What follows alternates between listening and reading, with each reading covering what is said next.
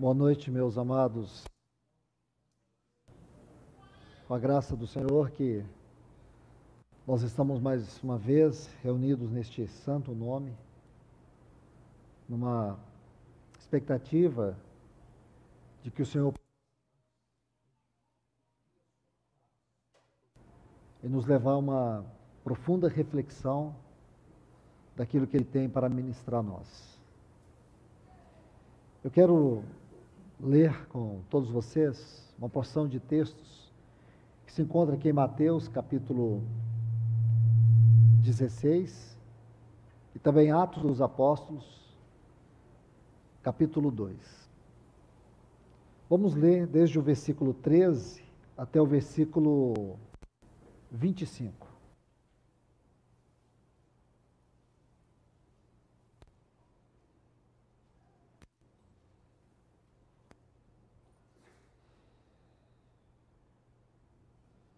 Mateus, capítulo 16, versículos 13 a 25. Indo Jesus para os lados de Cesareia de Filipe, perguntou a seus discípulos: quem diz o povo ser o Filho do Homem? Eles responderam: uns dizem João Batista, outros Elias, e outros Jeremias ou alguns dos profetas. Mas vós, continuou ele, quem dizeis que eu sou? Respondendo Simão, Pedro disse: tu és o Cristo, o Filho do Deus vivo. Então Jesus lhe afirmou: bem-aventurado és, Simão Barjonas, porque não foi carne e sangue que te revelaram, mas meu Pai que está nos céus. Também eu te digo que tu és Pedro, e sobre esta pedra edificarei minha igreja. E as portas do inferno não prevalecerão contra ela. Dar-te-ei as chaves do reino. O que ligares na terra terá sido ligado nos céus. O que desligares na terra terá sido desligado nos céus. Então advertiu os discípulos de que a ninguém dissesse ser ele o Cristo. Desde esse tempo começou Jesus Cristo a mostrar aos seus discípulos que lhe era necessário seguir para Jerusalém e sofrer muitas coisas dos anciãos e dos principais sacerdotes e dos escribas, e ser morto e ressuscitado ao terceiro dia. Pedro, chamando-o à parte, começou a reprová-lo, dizendo: tem compaixão de ti, Senhor. Isso de modo algum te acontecerá. Mas Jesus, voltando, disse a Pedro: arreda-te, Satanás. Tu és para mim pedra de tropeço, porque não cogitas das coisas de Deus, e sim dos homens. Então disse Jesus a seus discípulos: se alguém quer vir após mim, a si mesmo negue, tome a sua cruz e siga-me. Porquanto quem quiser salvar a sua vida, perdê-la-á, e quem perder a sua vida por minha causa, achará. Agora, por favor, vamos ler Atos dos Apóstolos, o capítulo 2 e o versículo 42.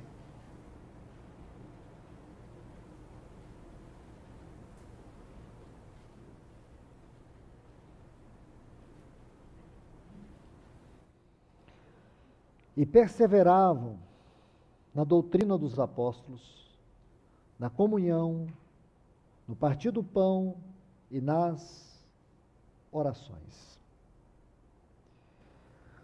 Vamos orar. Querido Deus, amado Pai, no grande nome do Teu Filho Jesus, é que nós estamos aqui reunidos. Que somente neste nome, Senhor, nós podemos estar seguros.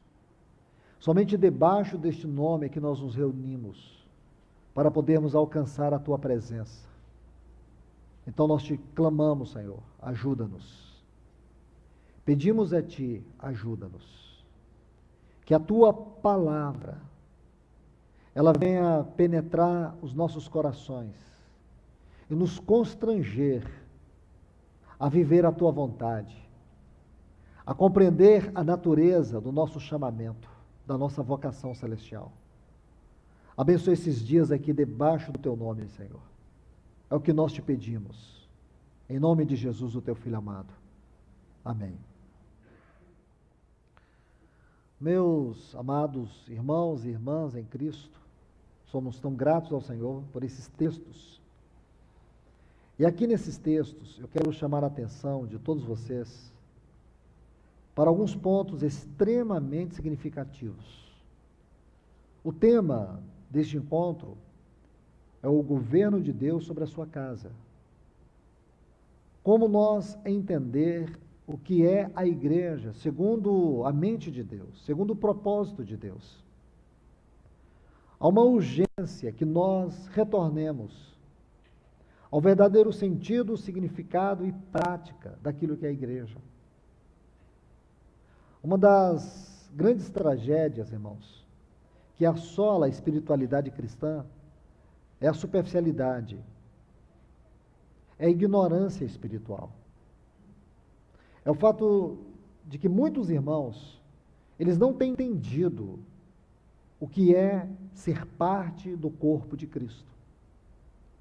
Eles não compreenderam ainda que a salvação, ela é tanto objetiva como subjetiva. Ela tem a ver com o perdão, com a libertação, mas também com a vocação, com o nosso chamamento. Nós fomos salvos e fomos introduzidos para a realidade do corpo de Cristo.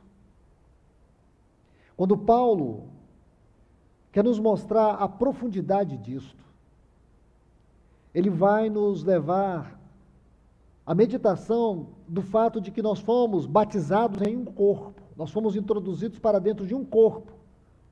Isso está em 1 Coríntios, capítulo 12, versículo 13. Se o Senhor permitir, nós vamos ver esse texto de maneira mais detalhada.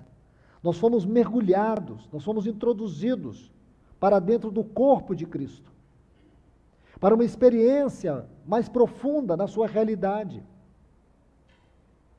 Porém, muitos irmãos não compreendem o que significa isso, que é viver a vida da igreja.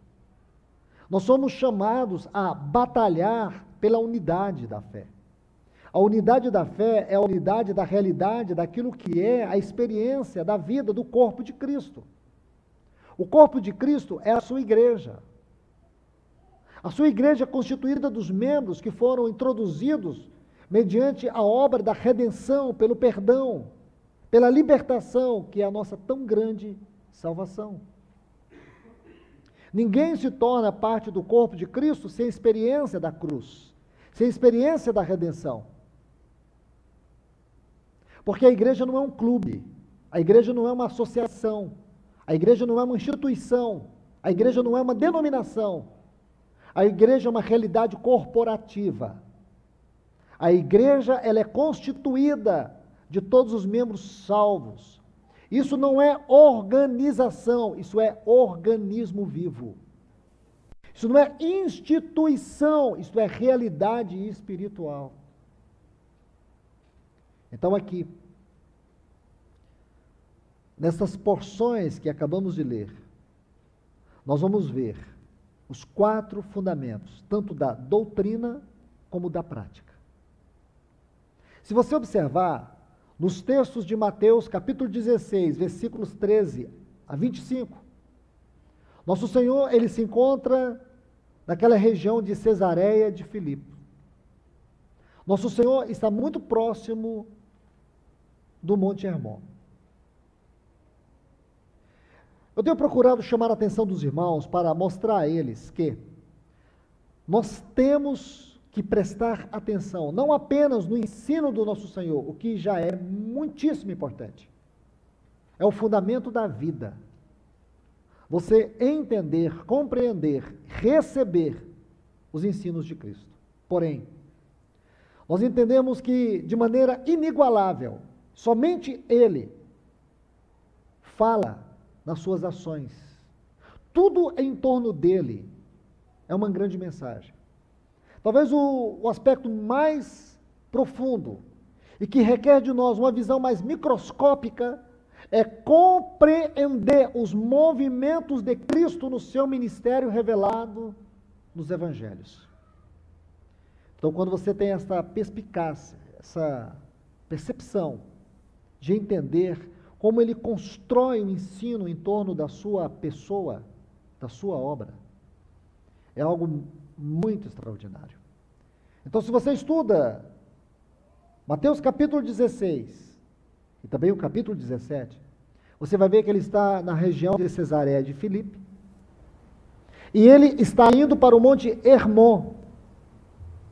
E se você se lembra, estuda ou já estudou essa região, você saberá que é no Monte Hermon que temos as nascentes do Jordão, que são constituídas de 4 pequenos rios. São riachos pequenos. E eles surgem do Hermon, do alto do Hermon. E um segredo interessante é que se você conhece o Monte Hermon, você saberá que nesse monte, no alto do Monte Hermon, aquele vapor da noite, ele se condensa na madrugada. E quando o dia vai amanhecendo, aquele vapor que foi condensado nos pontos mais altos do Hermon, quando amanhece o dia, o que ocorre é que aquela parte gelada, que durante a noite ficou ali congelada, tornando ali flocos de neve, ele vai se derretendo. E à medida que vai se derretendo, aquela água, ou aquelas partes de gelo derretida, elas correm para dentro desses rios. E aqueles 4 rios descem. E à medida que eles descem, eles vão formando o Rio Jordão. E o Rio Jordão vai descendo do Hermon. E quando ele chega na região da Galileia, ele forma um grande lago, que é o Lago da Galileia. É um lago muito lindo, que é também chamado de Mar da Galileia. Lago de Genezaré, Mar da Galileia, a mesma coisa.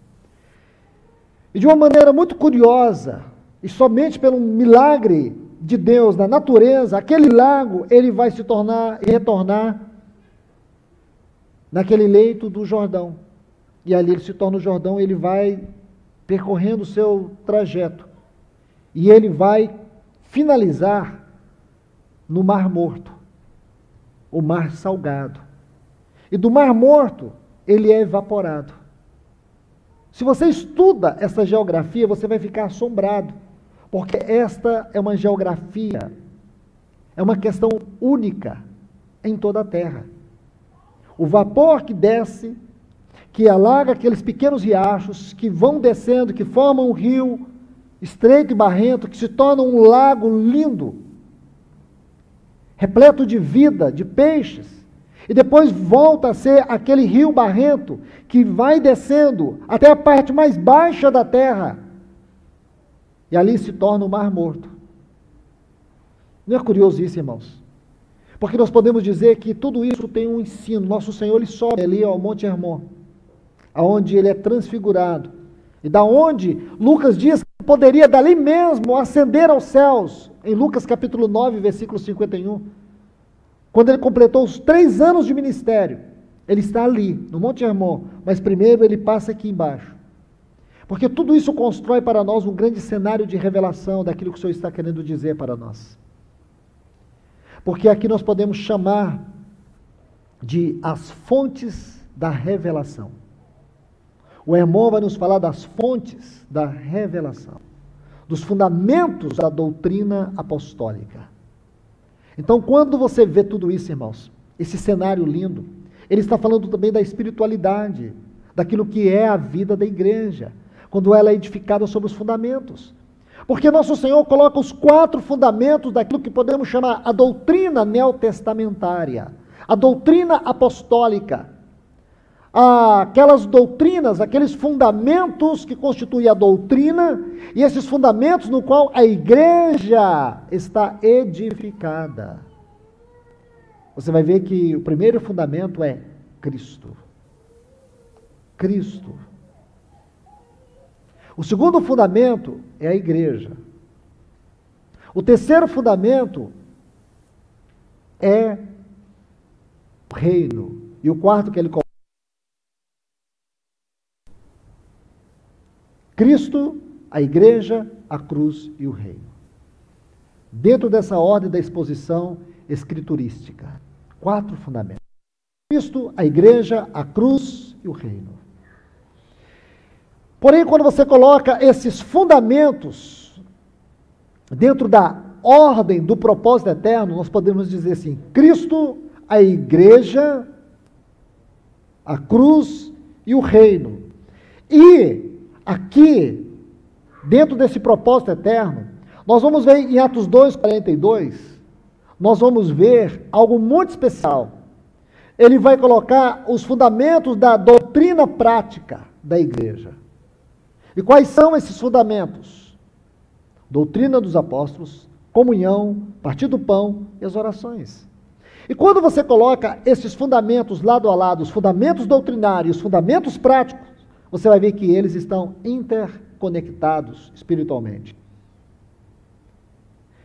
Cristo está interconectado com a doutrina dos apóstolos. A igreja está intimamente ligada à comunhão. O partir do pão está intimamente ligado à cruz. E o reino está configurado com as orações. E nós vamos entender isso rapidamente, porque nós temos pouquíssimo tempo para ver isso. E é muito importante que vejamos. Porque, irmãos, porque a vida da igreja, por um lado, é muito simples, porém, nós sabemos que é profunda a vida da igreja. Não é algo superficial. É simples. São 4 fundamentos doutrinários. São 4 fundamentos práticos. Porém, isso precisa ser desenvolvido da nossa experiência cristã com muita profundidade. E o princípio da profundidade espiritual está na realidade. Porque não adianta você ser profundo no conhecimento da doutrina e ser fraco, superficial na prática. Então nós vamos tentar entender isso, irmãos. Porque se nós não estivermos em perfeita harmonia com esses fundamentos, nós podemos dizer que somos tudo menos a igreja, do ponto de vista da definição daquilo que está na mente e no propósito de Deus.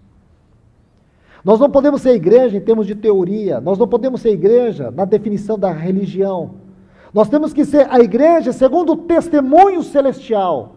Nós temos que ser a igreja segundo o conceito espiritual. Nós temos que ser a igreja do ponto de vista da definição divina, e não do que eu penso, do que eu acho. Então isso é muito importante. Quero que vocês associem isso. Porque nesta geografia que nós temos aqui, que compõe o Rio Jordão, o Mar da Galileia e o Mar Morto, nós temos, irmãos, uma exortação profunda do Senhor. Porque nós vemos que, quando você estuda essas nascentes, você vai ver que é como que um rio que se forma a partir do céu. Porque aquele vapor que vem e condensa no alto do Hermon, e depois ele é derretido e vai se tornando aqueles rios que se envolvem naquelas nascentes. Você vai ver que isso tem um aspecto celestial da revelação, tem um aspecto celestial da doutrina, que aqueles 4 rios têm a ver com esses 4 fundamentos, e que o propósito de Deus é nos mostrar algo. Se você observar, o Rio Jordão, ele tem 2 partes. A primeira parte está desde as suas nascentes até a parte da Galileia. E a segunda parte está depois da Galileia até o Mar Morto. E aqui Deus está dizendo para nós: se nós não formos edificados nesses fundamentos apostólicos, um dia nós nos tornaremos um Mar Morto. A água do Mar Morto, ela vai para onde? Ela evapora. O que quer dizer, irmãos? Se a nossa vida não estiver edificada sobre o fundamento, que é Cristo, esse fundamento celestial, a nossa vida evapora. Você nunca vai poder fazer dessa água uma bênção para outros. Se você for da região do Mar Morto, você não vai encontrar ninguém pescando lá. Você não vai encontrar ninguém bebendo a água do Mar Morto, porque se beber, morre. Sabe por quê, irmãos? Porque ele é totalmente diferente do Mar da Galileia. Se você for no Mar da Galileia, você vai encontrar pessoas pescando. Você vai encontrar pessoas que sobrevivem daquilo que aquele mar produz. E diferentemente do Mar Morto, lá não tem peixe, lá não tem vida, é um mar de sal. Você vai encontrar pessoas boiando. Que diferença, irmãos? Aqui o Senhor está dizendo algo para nós. Quando a nossa vida não está edificada sobre esses fundamentos apostólicos, nós podemos nos tornar um mar morto, e não o mar da Galileia. Esta é uma linda mensagem que nós encontramos nesse cenário. E trazendo, irmãos, mais ainda alguns pontos. Aqui o Senhor quer nos mostrar que a igreja ela precisa ter o equilíbrio da doutrina e da prática. A igreja não pode ser só doutrina, porque quando nós somos edificados, enfatizamos, evidenciamos as doutrinas cristãs, sem a prática cristã, nós caímos no pecado do formalismo. Caímos no pecado do formalismo. Porém, se você deixa, não dá ênfase, não se importa com a doutrina, e você busca muito a prática, você quer desenvolver a vida da igreja na prática, sem a doutrina, então você não vai cair no formalismo, mas você pode cair no risco da euforia. Você pode cair no perigo do labirinto escuro, do desequilíbrio, de uma vida sem sustentação na palavra. As pessoas vão começar a focar os dons do Espírito, mas nunca o fruto do Espírito. Você vai lembrar 9 frutos do Espírito, ou gomos do fruto do Espírito, que está em Gálatas capítulo 5, versículo 22. Porém, você nunca vai poder viver a vida equilibrada, porque os dons do Espírito sem o fruto do Espírito é desequilíbrio. Assim, a doutrina sem a prática. Nós temos que ter doutrina e temos que ter prática. Se você tem a doutrina e você não tem a prática, é como você ter carisma e não ter caráter. Ou você buscar ter o caráter, mas não ter o carisma. Então nós temos que compreender que a vida cristã é doutrina e prática. A vida cristã é equilibrada.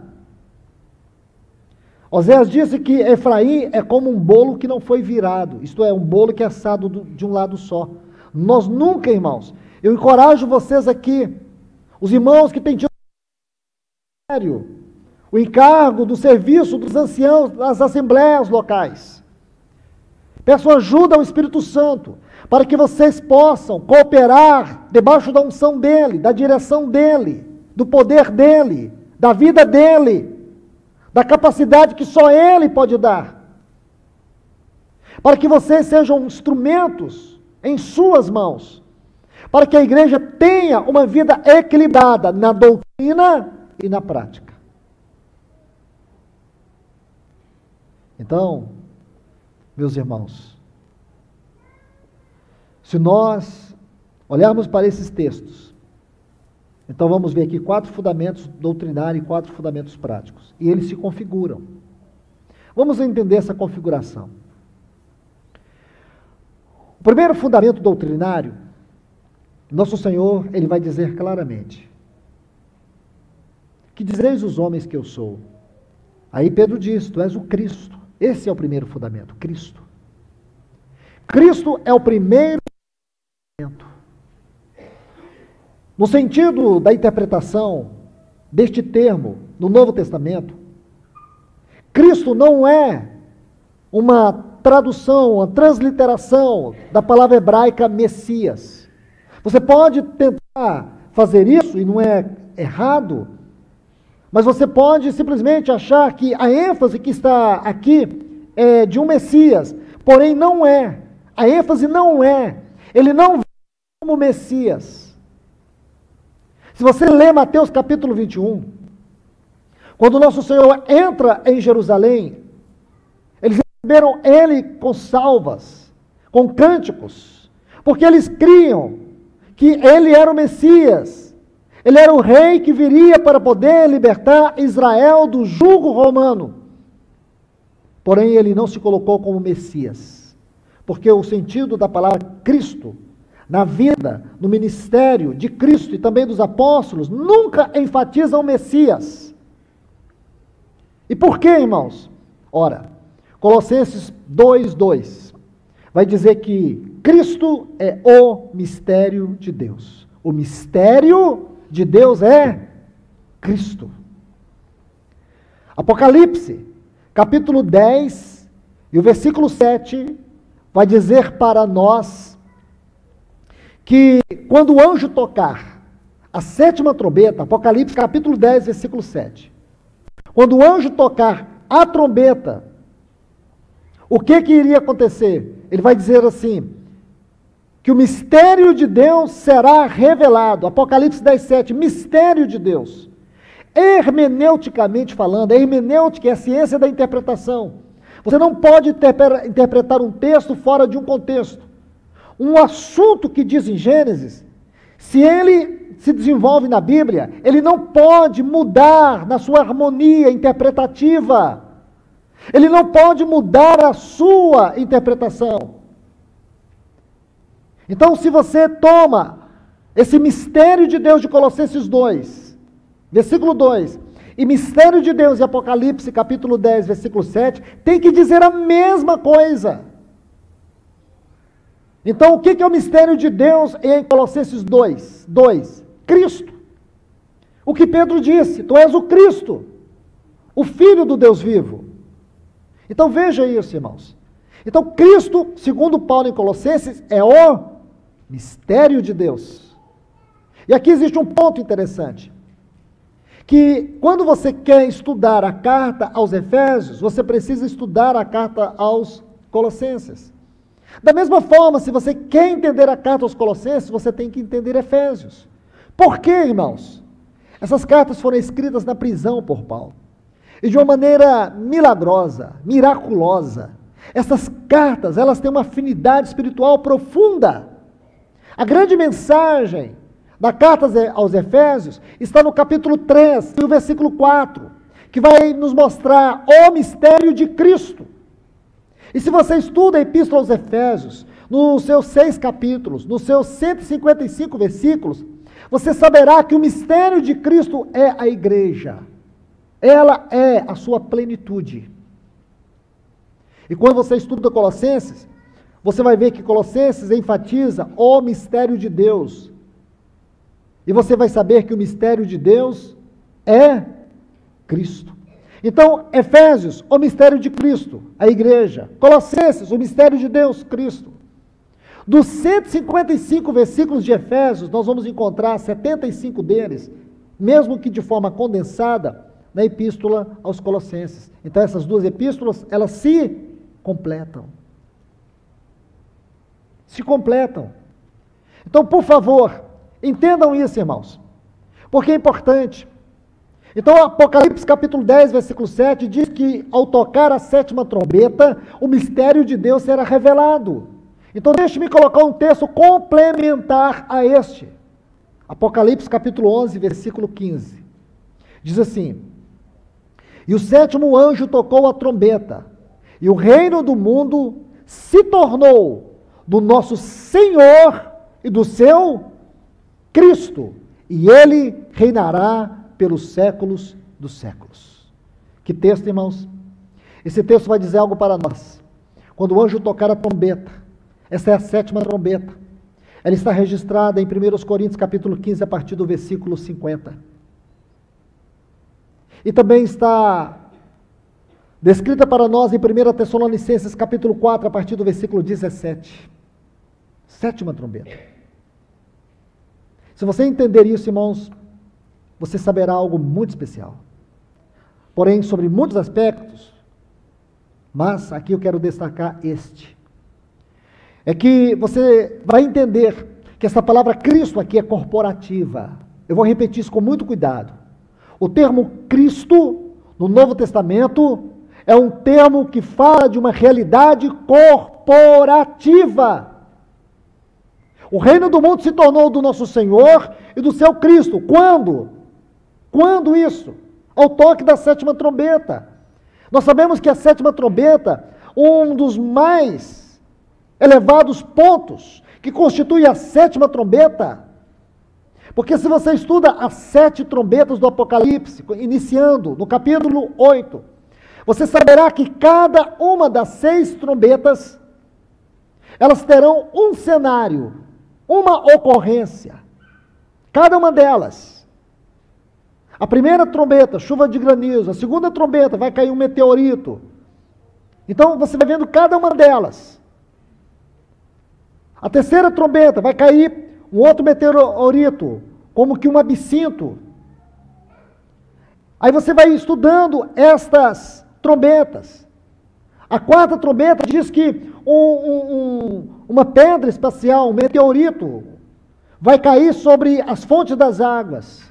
A quinta trombeta diz que vai haver uma crise mundial sem precedentes na história, que as pessoas sentir-se-ão como que golpeadas por picadas de escorpiões. E elas vão entrar em profundo desespero. Então a quinta trombeta fala de uma grande crise mundial. A sexta trombeta vai falar de uma grande guerra mundial, possivelmente a terceira guerra mundial. Mas a sétima trombeta, ela tem muitos cenários, muitos cenários. E um dos mais importantes é a volta do Senhor para a sua igreja. E é justamente nesse ponto que Apocalipse capítulo 11, versículo 15 está dizendo. Está dizendo para nós, meus irmãos, deixe-me só fazer uma correção, a quarta trombeta não é a terceira trombeta que vai cair a pedra sobre as fontes das águas. A quarta trombeta vai haver um grande eclipse mundial. Um grande eclipse mundial, que vai provocar grandes trevas na terra. É isso. Mas deixe-me continuar. Observe bem aqui, irmãos. Algo muito especial, algo muito interessante. Porque diz que quando o anjo tocar a trombeta, o reino do mundo se tornará do nosso Senhor e do seu Cristo, Senhor e seu Cristo, e ele reinará. Apocalipse capítulo 2, versículos 26 e 27, fala que o vencedor, ele vai receber uma vara de ferro, e ele regerá as nações, ele vai reinar. Então, vamos colocar mais um texto aqui para coroar tudo isso e deixar para nós a revelação tão nítida que não precisa acrescentar mais nada. 1 Coríntios capítulo 12, versículo 12. Paulo diz assim: assim como o corpo é um e tem muitos membros, e todos os membros sendo muitos, constitui um só corpo. Agora observe, assim também com respeito a Cristo. Então o que Paulo está definindo aí, irmãos? Que Cristo é um corpo constituído de muitos membros.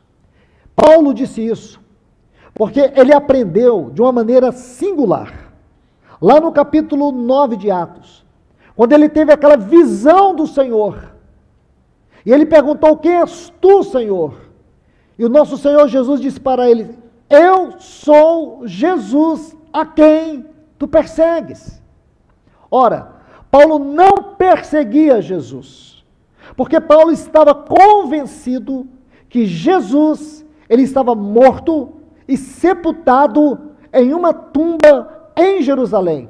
Ele perseguia a igreja de Cristo. Naquele dia, quando ele teve aquela visão celestial, ele viu que quem toca na igreja de Cristo, toca em Cristo.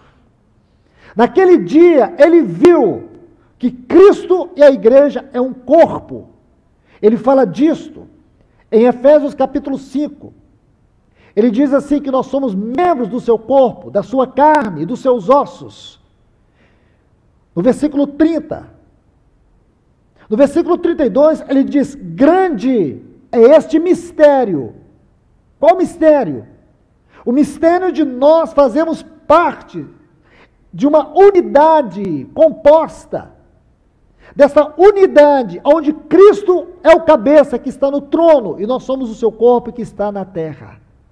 Este é o grande mistério. Ele usa a analogia do casamento. Por isso deixará o homem seu pai e sua mãe, e se tornarão os dois uma só carne. Eu quero que vocês saibam que eu me refiro a Cristo e à igreja. É assim que ele conclui.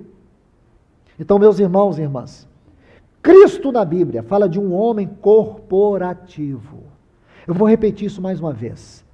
Cristo, o termo Cristo, doutrinariamente falando, ele faz referência a um homem corporativo. O plano de Deus, o propósito de Deus, desde que ele criou Adão e Eva, era ter um homem corporativo. O que significa que quando Deus criou Adão, ele tinha Cristo em mente. Ele tinha Cristo em mente. Quando ele criou Eva, ele tinha a igreja em mente. Por isso, irmãos, no versículo 18 do capítulo 2, quando Deus diz assim: não é bom que o homem esteja só. Não é bom que o homem esteja só. Far-lhe-ei, a palavra far-lhe-ei, esse termo no hebraico significa edificarei. A transliteração desse termo do hebraico para o grego é o mesmo que o nosso Senhor Jesus usou aqui em Mateus capítulo 16. Edificarei. O homem foi criado, porém a mulher foi edificada. E por quê? Porque essa mulher do capítulo 2, ela é uma tipificação da igreja. Porque ela foi tirada do homem, assim como a igreja é aquela parte tirada de Cristo no poder da ressurreição. Consegue entender isso, irmãos? Você consegue perceber no que nós estamos envolvidos? Você consegue perceber como definir a igreja não é uma coisa tão simples? Pensar na igreja não é uma coisa tão superficial. É um assunto profundo. Tentar defini-la não é tão simples assim. Porque ela é aquela parte tirada de Cristo, como Eva é aquela parte tirada de Adão. Deus tirou Eva de Adão, assim também Deus tirou a igreja de Cristo. Por isso que ele diz, Paulo diz aqui, irmãos, de uma maneira tão distinta, em Efésios capítulo 5, ele vai dizer assim, que Cristo se deu por ela, porque ela é aquela parte que Deus tirou dele. Não haveria a igreja se não fosse por meio de Cristo. Não haveria Eva se não fosse por meio de Adão. Então guarde isso no seu coração. E por que falo isso, irmãos? Porque nós estamos vendo uma igreja nascer aqui em Cianorte. E essa igreja precisa ser definida nesse conceito. Nada menos do que isso. Nada menos do que isso. Porque aqui nós estamos vendo muitas comunidades sendo representadas pelos seus anciãos, pelos irmãos e irmãs. Então vocês precisam ser encorajados a todo tempo a refletir o que vocês são em Cristo Jesus. Vocês não podem abaixar o preço. Satanás, ele tenta diluir a vida da igreja na doutrina. Ele tenta apagar o seu testemunho na prática. Nós, irmãos, como diz Paulo, nós somos cooperadores de Deus. De Deus somos cooperadores. Nós não atrapalhamos. Por isso nós nunca podemos permitir fofoca. Nunca podemos permitir divisões. Nós não podemos permitir que nada alheio à natureza de Deus, de Cristo, esteja na igreja. Nem mesmo nossas impressões, nem mesmo o nosso suor pode estar na igreja. Porque quem a edifica é o Senhor. Ele disse: se alguém tentar destruir o meu santuário, eu destruirei. Porque o santuário meu, que sois vós, é sagrado. Então a igreja é o santuário do Senhor. É o santuário do Senhor. Se você estudar a palavra santuário, quando a Bíblia faz referência no Novo Testamento a santuário, é uma referência à igreja. Nunca, na transliteração do grego para o hebraico, o termo é tabernáculo, é sempre santo dos santos. Naos, santo dos santos. E por que santo dos santos, irmãos? Porque ali no santo dos santos, você sabe o que está ali? Estava ali? Lá estava o propiciatório. Lá estava a arca da aliança. Dentro da arca da aliança estavam as tábuas da lei. Estava o pote de maná. Estava a vara de Arão que floresceu. Ah, irmãos, como nós precisamos estudar, irmãos, o santo do santo na perspectiva daquilo que é Cristo na igreja. O que é a nossa experiência de igreja. O que o diabo tenta destruir a todo tempo. Ele tenta usar a minha vida, a tua vida. Ele tenta nos lançar uns contra os outros. Nós deveríamos sentir profundamente envergonhados quando de alguma maneira nós criamos obstáculos para a edificação do corpo de Cristo. Nós deveríamos pedir perdão a Deus com os nossos rostos, com a nossa face no chão, quando de alguma maneira nós estamos atrapalhando o Espírito Santo preparar essa noiva. Nós deveríamos arrepender do que somos, quando de alguma maneira nós, irmãos, impedimos que o Senhor Jesus tenha centralidade e preeminência na vida da igreja. Não é um brinquedo isso, irmãos. Não é um brinquedo isso. Refletir a igreja na luz da palavra de Deus, segundo a mente e o propósito do Senhor, é algo tão profundo. E nós precisamos sentir estremecidos por essa verdade. Porque nesta verdade nós estamos envolvidos. Por essa verdade nós somos responsáveis. O Senhor poderia ter confiado isso a anjos, mas Ele confiou a você e a mim.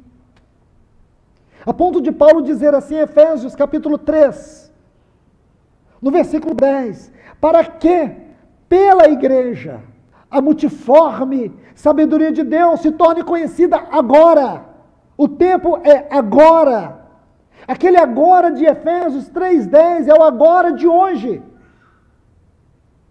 Este agora é uma plenitude.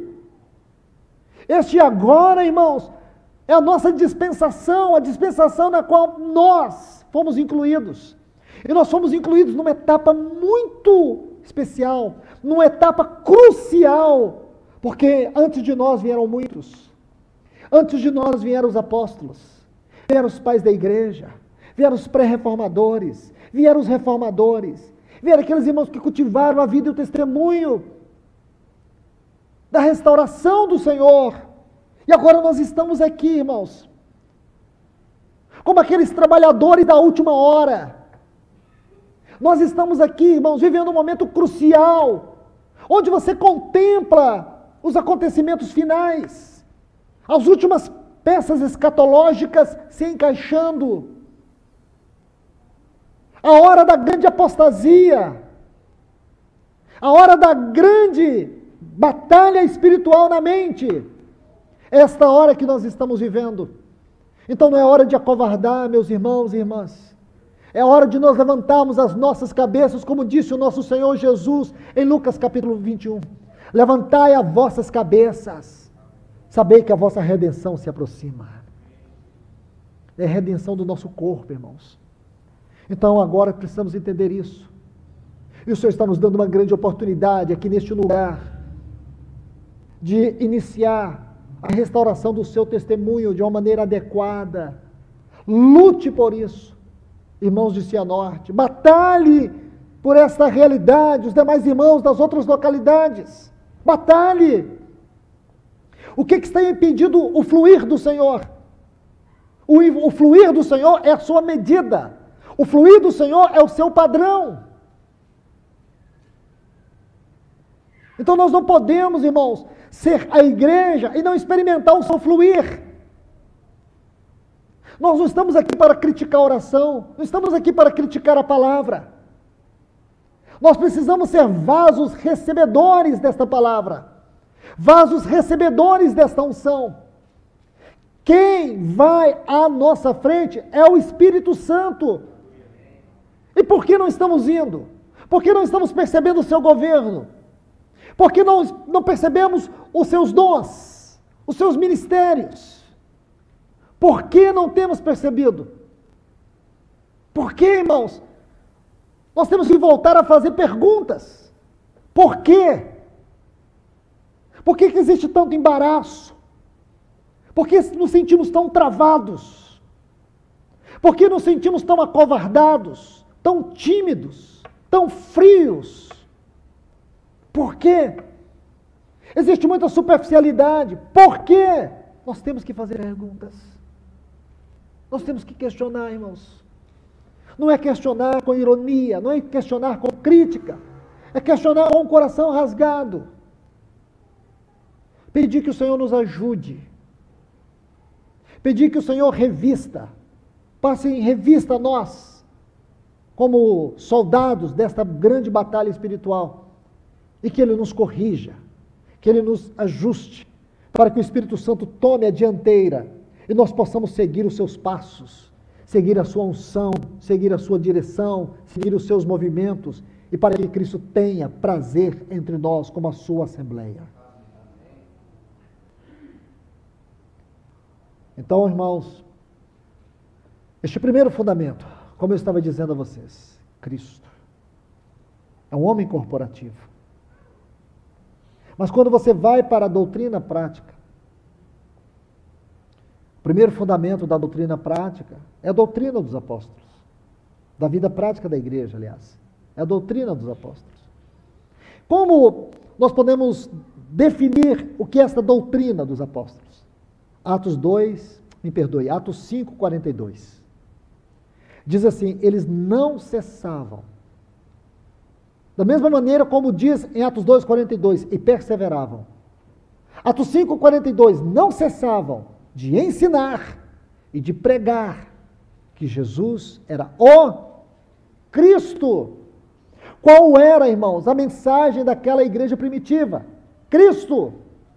A pregação era Cristo. O ensino era Cristo, o Verbo encarnado, vivo. Aquele Cristo que é a espada viva de dois gumes. Porque tanto o Velho como o Novo Testamento, irmãos, fala dele, se concentra nele. A lei e os profetas foram inspirados por Deus para revelar ele. O seu nascimento virginal tinha a lei e os profetas como testemunho.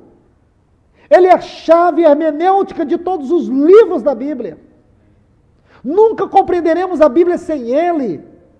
Nunca teremos nenhuma revelação da Bíblia sem ele. De Gênesis a Apocalipse você vai ver ele.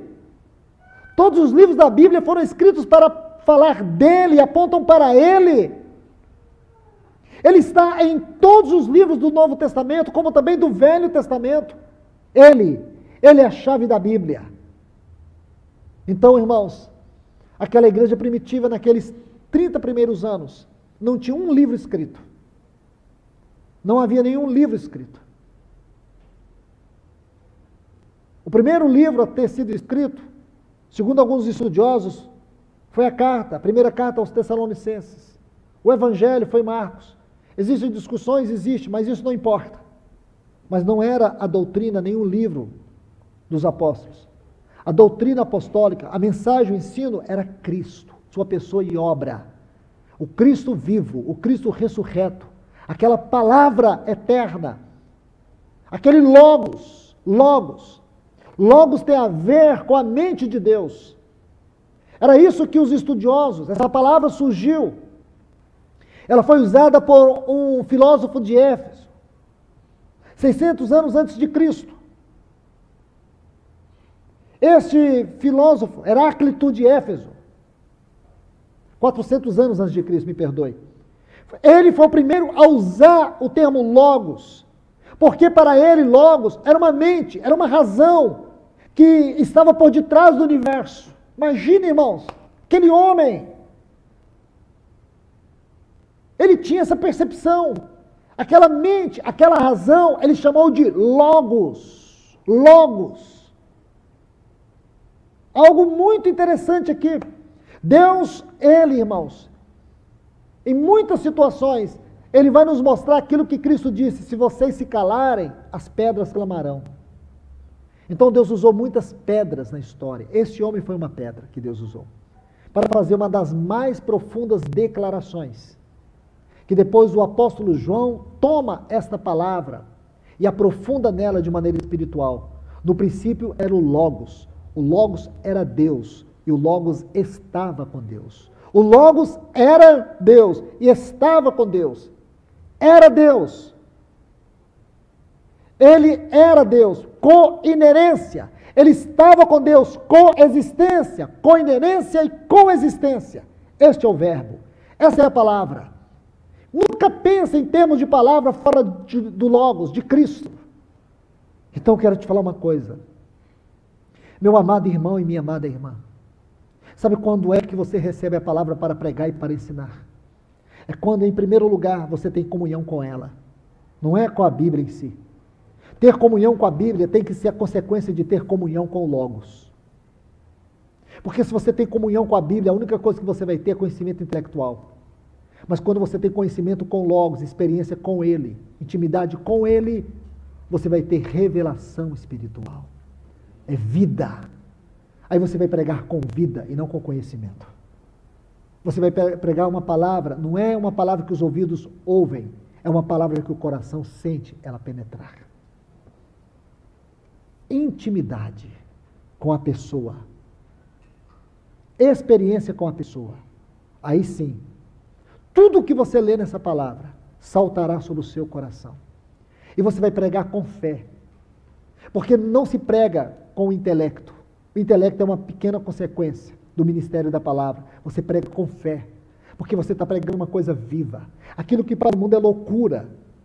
Você pensa, irmãos, que as pessoas do mundo acham que nós somos loucos. Por isso que Paulo diz que, para mim, nós apóstolos, Deus colocou em último lugar. Nós somos escórias do mundo. O mundo não dá valor, mas não só em nós não deram valor no nosso Senhor. Por que eu vou importar no valor que o mundo possa dar a mim?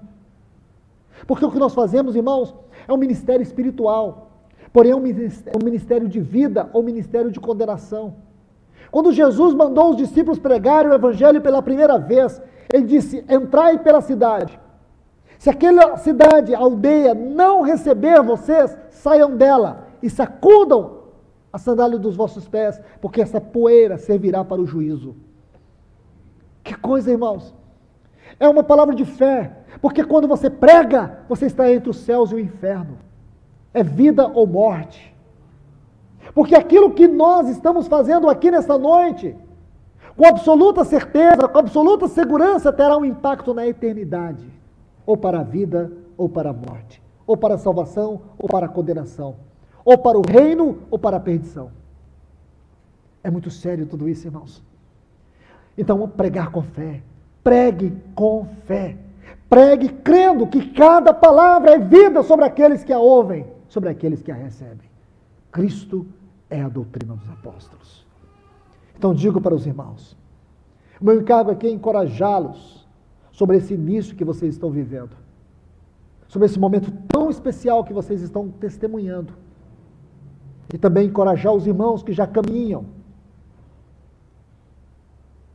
os irmãos que já estão há alguns anos neste grande encargo e vocação de serviço ao Senhor nas assembleias constituídas. Preguem o Evangelho, pregue a palavra, sofra pelo Evangelho, guarde o bom depósito, proclame o bom depósito e confie que o Senhor vai colher tudo aquilo que Ele plantar nos corações através da sua vida. Cristo, irmãos, procure ter intimidade com Ele. Procure ter intimidade com Ele. Segundo ponto aqui que eu quero citar, segundo fundamento, é a igreja. Você vai ver que aqui em Mateus capítulo 16, logo que Pedro diz: tu és o Cristo, o Filho do Deus vivo, Nosso Senhor diz: Pedro, não foi carne e sangue que te revelaram, mas meu Pai que estás nos céus. Porém eu te digo, tu és Pedro, mas, ele vira para ele e diz: sobre esta pedra, ele diz para si mesmo, sobre esta pedra, tu és um torrão, mas sobre esta rocha edificarei minha igreja. Aqui aparece o segundo fundamento, a igreja. Quando nós olhamos, irmãos, para Atos 2,42, nós temos o segundo fundamento prático da vida da igreja. Qual é ele? Comunhão. Este é um assunto muito rico, eu quero me gastar um pouco mais sobre ele. Por isso nós vamos apenas introduzir. E amanhã, se o Senhor permitir, nós iremos estudar. A igreja e a comunhão. Porque, irmãos, olha que coisa impressionante. Não tem como você definir a igreja segundo o conceito secular da palavra. Segundo o conceito natural da palavra. Assim como a palavra glória, a palavra graça, tem uma definição celestial, a igreja também tem uma definição celestial. Alguém pode dizer que a igreja é um prédio. Isso é uma definição natural, secularizada, destituída da revelação, da doutrina, da mente de Deus. Mas para nós a igreja não é um prédio. Para nós a igreja é o corpo de Cristo. Para nós a igreja é uma realidade espiritual. Então nós sabemos muito bem que a definição da igreja, sua natureza, definição e caráter é celestial. Paulo dizendo, lá em 1 Coríntios, lá no capítulo 3, em 1 Coríntios capítulo 3, versículos 14 e 15, ele vai dizer que a igreja é a casa de Deus, coluna e baluarte da verdade. A igreja é a casa de Deus. Lá em Gênesis capítulo 28, nós temos a primeira menção da casa de Deus. E ali, naquele sonho de Jacó, ele estava em Betel. O que significa em hebraico Betel? Casa de Deus. E ali ele sonhou um sonho. Ele viu uma escada que tocava os céus.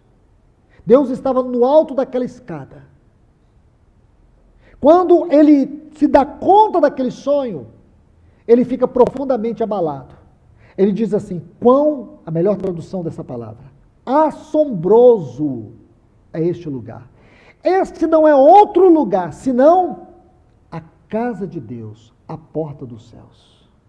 Ou a porta dos céus, a casa de Deus, é a mesma coisa. Então, como que Jacó tem uma visão aqui, irmãos? Ele tem uma visão que a igreja, ou que a casa de Deus é a porta dos céus. Como eu disse para vocês no princípio, não podemos definir uma verdade em Gênesis, e depois essa verdade é dita para nós, e nós vamos defini-la, interpretá-la de outra forma, de modo algum. A verdade que está em Gênesis, ela tem que transcorrer de maneira harmoniosa por toda a Bíblia. E se lá em 1 Timóteo, capítulo 3, versículos 14 e 15, diz que a igreja é a casa de Deus, então nós podemos dizer assim, a igreja é a casa de Deus, e a casa de Deus é a porta dos céus. Se a igreja é a casa de Deus e a porta dos céus, ela é o lugar onde os céus se encontram. O lugar aonde o céu se abre. Porta na Bíblia fala sempre de revelação. O que significa, irmãos, que a revelação espiritual se encontra na igreja e não fora dela. Nunca teremos a revelação celestial fora da igreja. Aí eu tomo novamente aquele texto de Efésios 3:10. Para quê? Para que pela igreja, as multiformes, ou a multiforme, a palavra multiforme no grego, significa múltiplas maneiras. Múltiplas maneiras. A multiforme sabedoria. Irmãos, deixa eu falar isso com muito cuidado. Multiforme sabedoria. As múltiplas facetas da sabedoria de Deus. Para que pela igreja, as múltiplas facetas da igreja de Deus, as múltiplas facetas da sabedoria de Deus, se tornem conhecidas agora aos principados e potestades. Se você estudar, se você gosta de estudar os textos, os termos no texto original, com a gramática grega, você vai saber que a frase principados e potestades está no sentido genérico. Porque faz uma referência tanto a anjos bons como aos anjos maus. Então ele quer dizer o seguinte, irmãos, que o único lugar, a única maneira, a maneira que Deus decidiu manifestar as muitas facetas da sua sabedoria é na igreja e através dela. E é na igreja, olha bem, irmãos, vocês vão pensar que eu estou delirando. Eu acho que alguns de vocês vão chegar em casa e falar assim, realmente, aquele irmão, ele estava delirando. Mas eu vou dizer isso, irmãos. E sabe por que eu posso dizer isso? Porque é exatamente o que o texto diz.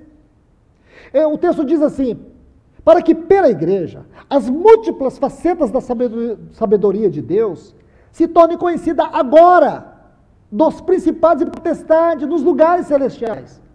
Se principados e potestades está fazendo uma referência genérica a anjos, tanto bons como maus, vê se você consegue entender. Eu sei que isso é extremamente elevado, mas vê se você consegue capturar isso. Paulo está dizendo que a igreja é uma faculdade, onde anjos estão sentados para aprender as múltiplas facetas da sabedoria de Deus. Eu vou um pouco mais longe. É como se Paulo dissesse assim, irmãos, os anjos não estão olhando para o universo. Eles não estão contemplando a profundidade, a grandeza infinita do universo para aprender algo sobre a sabedoria de Deus. Os anjos estão olhando para vocês, para a igreja, mesmo com a nossa fraqueza, mesmo com as nossas debilidades, mesmo com a nossa pouca visão, mesmo com as nossas fragilidades.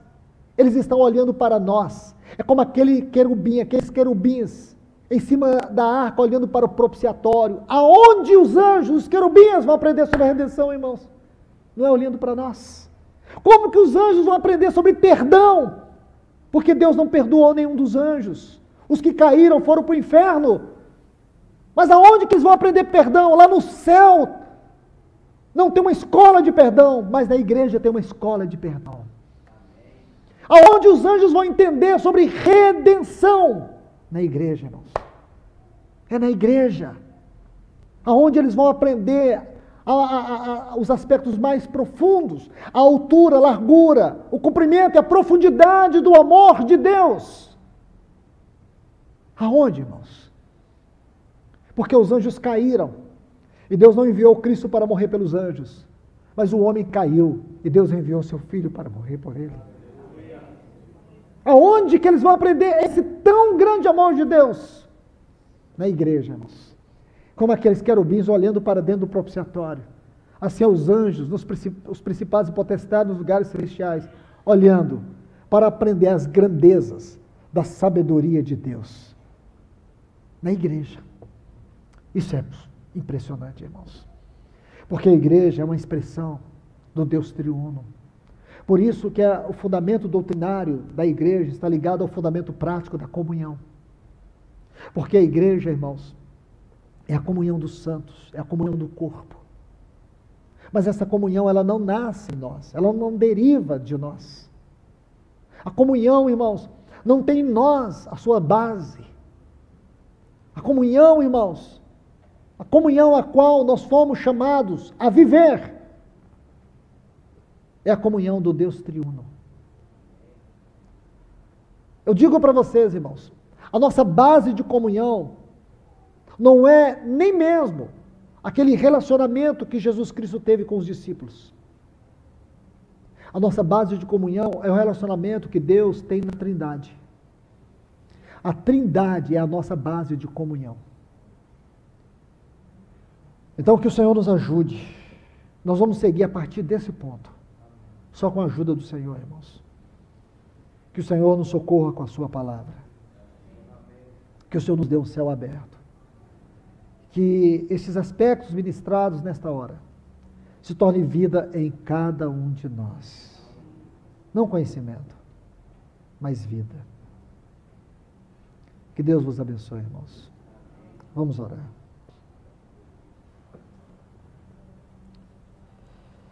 Bendito Deus e Pai eterno, somos tão gratos a Ti, Senhor,